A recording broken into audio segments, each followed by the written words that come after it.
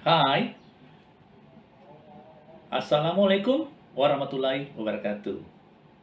Pada kesempatan ini, saya ingin memaparkan strategi pembelajaran agenda 1 Latsar CPNS, yaitu sikap perilaku bela negara.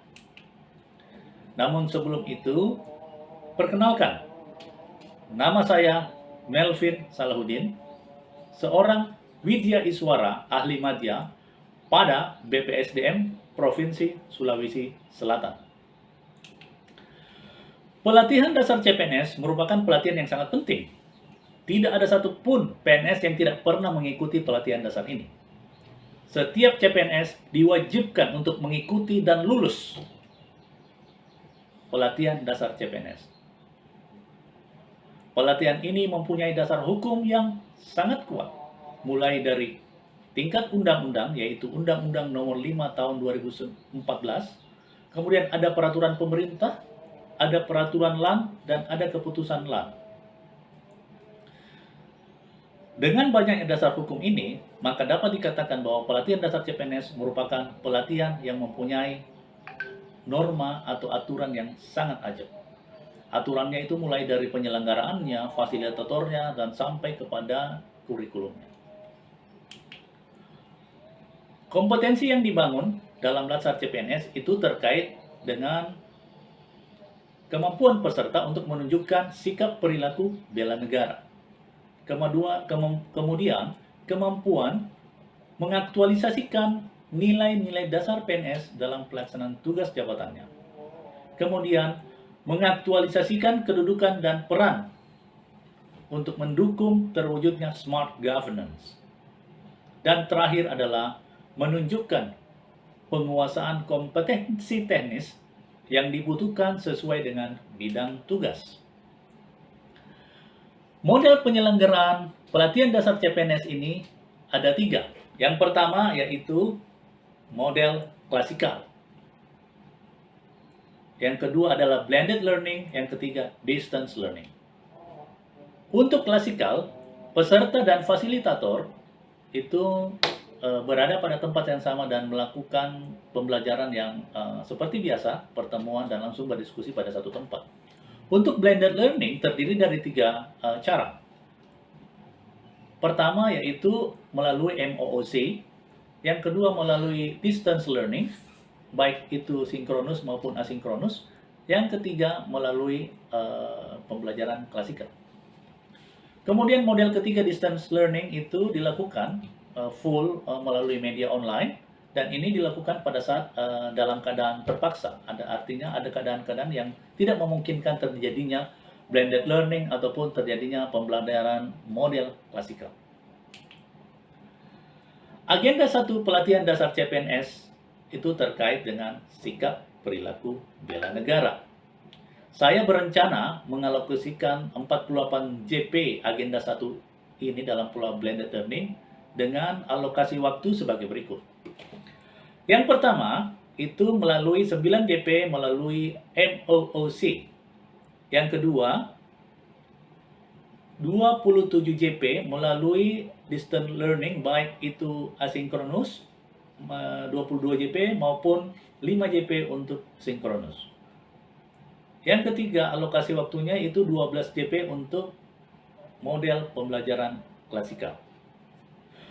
Selanjutnya, saya lanjutkan. Materi agenda 1 sendiri itu membekali peserta dengan pemahaman wawasan kebangsaan melalui pemahaman nilai-nilai bela negara, di mana peserta itu harus dapat menunjukkan perilaku bela negara dalam satu kesiapsiagaan untuk dapat menghadapi isu-isu strategis yang dapat mempengaruhi peran mereka sebagai pelayan masyarakat. Kemudian materi agenda 1 ini itu dirancang dan disampaikan secara terintegrasi untuk mencapai tujuan kurikulum agenda 1 sikap perilaku bela negara ini, dengan penekanannya itu pada kemampuan prakteknya.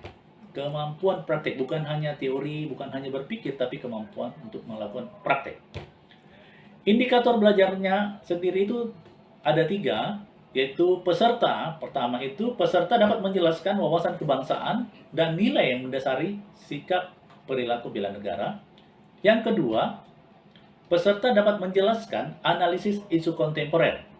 Dan yang ketiga, peserta dapat melakukan praktek-praktek yang mencerminkan, yang dapat memperlihatkan kesiapsiagaan fisik mereka.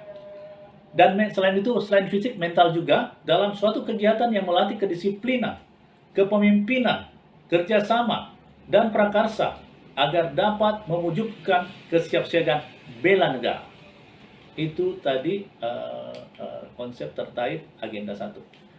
Sedangkan materi agenda 1 itu terdiri dari 3 jenis mata pelatihan. Mata pelatihan pertama adalah wawasan kebangsaan dan nilai-nilai bela negara. Materi pelatihan ini terdiri dari 1. Wawasan kebangsaan itu sendiri. Bagaimana peserta pelatihan melihat Indonesia dari Sabang sampai Merauke, dari Pulau Rote sampai ke Pulauan Natuna di utara.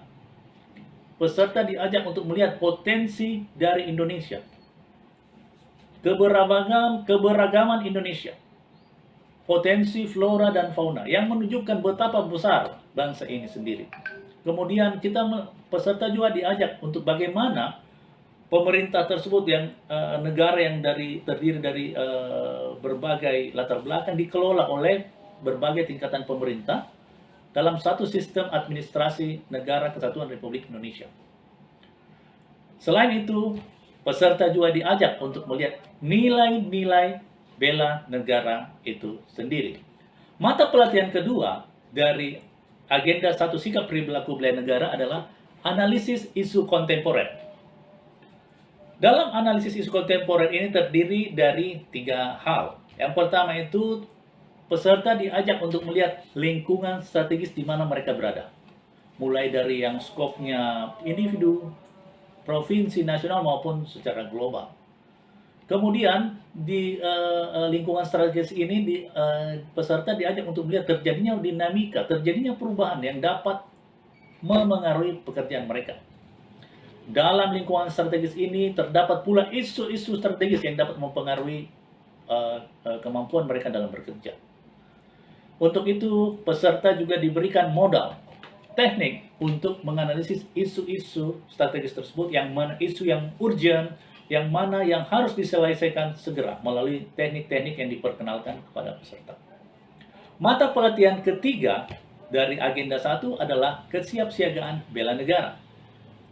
Di kesiapsiagaan bela negara ini, peserta diajak untuk menunjukkan, melatih kemampuan mereka tentang kesiapsiagaan bela negara. Kemudian bagaimana peserta melihat kerangka bela negara itu sendiri. Kemudian yang terakhir adalah kegiatan kesiapsiagaan bela negara itu sendiri. Itu tadi 3 materi pelatihan dalam agenda 1 ini. Selanjutnya, skenario materi agenda 1 dalam distance learning ini. Seperti saya sebutkan tadi, dalam distance learning itu, dalam blended ada distance learning dan terdiri dari sinkronus dan asinkronus. Untuk sinkronus sendiri itu ada 2 hari, itu dari hari pertama dan hari ketiga. Nah, di hari pertama itu saya mengalokasikan JP-nya 2, sedangkan di hari ketiga itu 3 JP. Untuk kegiatan di sinkronus pertama itu sendiri, saya memberikan opening dulu, kemudian mengajak peserta untuk membaca doa, kemudian kita ada berinteraksi untuk saling mengenalkan diri, kemudian tentu kita mengoverview dulu agenda 1 ini. Saya kemudian akan membuka diskusi kepada peserta, kemudian ada kuis untuk agenda 1, mungkin kami menggunakan instrumen Kahoot dan atau sejenisnya. Selanjutnya, bagian terakhir saya akan memberikan penjelasan kepada peserta tentang tugas peserta yang akan dilaksanakan mereka pada pola asinkronus 1 dan 2. Untuk asinkronus 2 pada hari ketiga, kegiatannya agak mirip saja dengan hari pertama, di mana ada opening, membaca doa, tapi di sini ada pemaparan kelompok untuk melakukan diskusi. Setelah peserta diskusi, kita akan merefleksikan bersama-sama tentang agenda 1 ini. Kemudian yang bagian terakhir itu saya akan memberikan tugas dan penjelasan tugas untuk pola asinkronus yang kedua. Untuk pola asinkronus ini, saya telah membaginya tadi adalah hari 1, hari kedua, hari ketiga. Untuk hari ke-1, peserta saya ajak untuk meminta mereka untuk menyusun rencana aksi bela negara, itu merupakan tugas individu. Kemudian ada tugas kelompok, itu membuat video puisi untuk Indonesia. Dan terakhir ada learning journal yang dibuat dengan rekaman suara bukan tulisan. Itu untuk asinkronus hari pertama.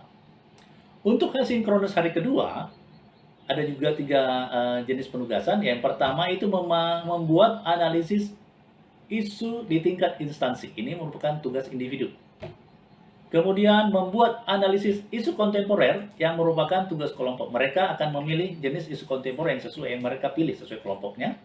Yang ketiga itu membuat learning journal. Sekali lagi ini melalui rekaman suara. Ini adalah tugas individu.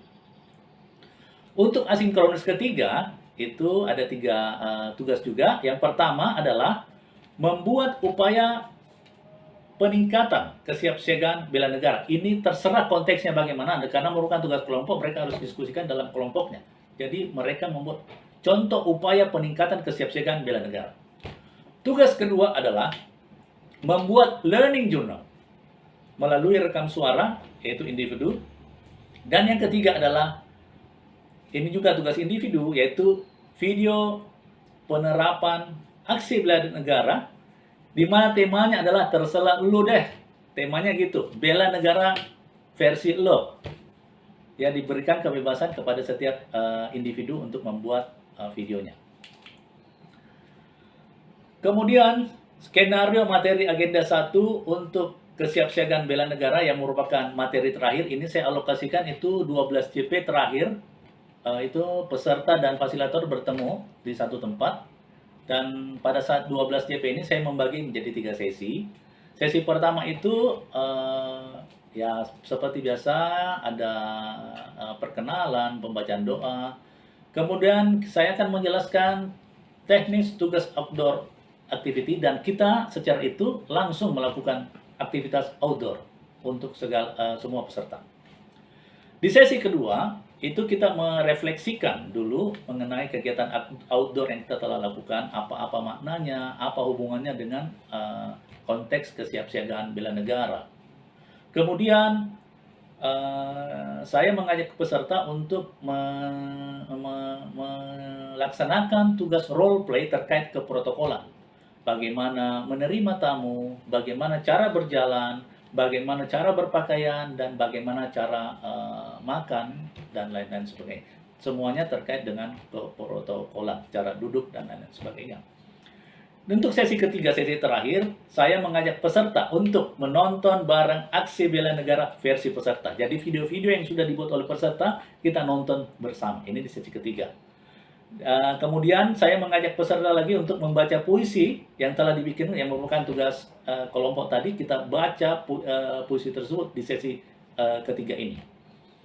Terakhir, sebelum ada closing, itu adalah kita mengajak peserta secara bersama-sama untuk membuat janji untuk Indonesia.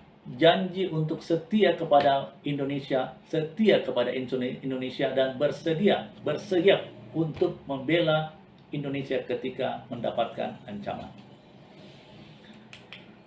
Demikian pemaparan saya terkait strategi pelaksanaan agenda 1 Laksar CPNS. Terima kasih. Assalamualaikum warahmatullahi wabarakatuh.